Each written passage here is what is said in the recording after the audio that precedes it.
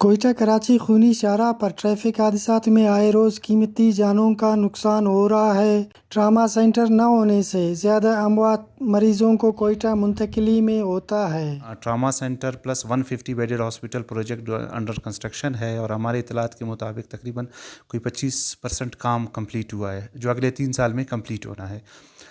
ظاہر ہے اس کے فائدے عوام کو بہت زیادہ ہیں۔ ٹراما سینٹر جس سے ہمارے پیشنٹس یہیں پہ مینیج ہو گئے، کچھ ایڈوانس ٹیکنالوجی کے ٹیسٹس ہیں جیسے لائک سی ٹی اسکین، ہمارے پاس اس کی سہولت نہیں ہے تو وہ بھی وہاں پہ انسٹال ہو جائے گی۔ اور پھر جگہ کی کمی ہے ہمارے ہاسپٹل میں، رش بہت زیادہ ہے۔ لاسٹ 3 منتھس میں ہم نے کوئی 30,000 کی OPD کی ہے۔ جگہ کی ہمارے پاس کمی ہے، ہم جیسے کر کے مینیج کر رہے ہیں، ہم بھی ویٹ کر رہے ہیں کہ ٹراما سینٹر جلدی بنے تاکہ ہمارے جگہ کا مسئلہ حل ہو جائے اور پیشنٹس کو بھی سہولت ہو۔ ٹراما سینٹر ابھی تو اسٹارٹنگ شروع ہے، تقریباً 1 سال لگ رہا ہے اس کو۔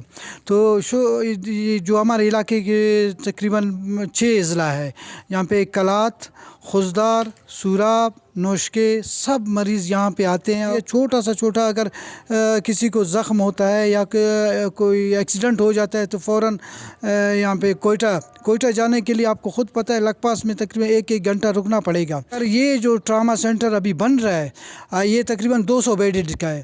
اگر یہ بن جائے میں کہتا ہوں اس میں سے 1000 سے 1200 ملازمین لگیں گے، وہ بھی ہمارے لوکل۔ یقین کرو یہاں پہ جب ایکسیڈنٹ ہوتے تھے نا، یہاں سے کوئٹہ کے لیے تو جب ریفر ہوتے تھے، راستے میں ایک تو لگ پاس سے تقریباً آپ کو گھنٹہ لگ جاتا تھا، اس میں بہت سے مریضوں کا ڈیتھ ہو جاتا تھا۔ عوام کی اصرار پر مستنگ میں ٹراما سینٹر کی منظوری اور قیام سے نہ صرف مستنگ بلکہ ملک کے اضلاع خصوصاً ٹریفک کے حادثات کے زخمیوں کی بروقت قیمتی جانوں کو بچانے میں سود مند ثابت ہوگا۔ کیمرہ مین عبدالمالک لیڈی، کیمرہ فیض دورانی، وش نیوز، مستنگ۔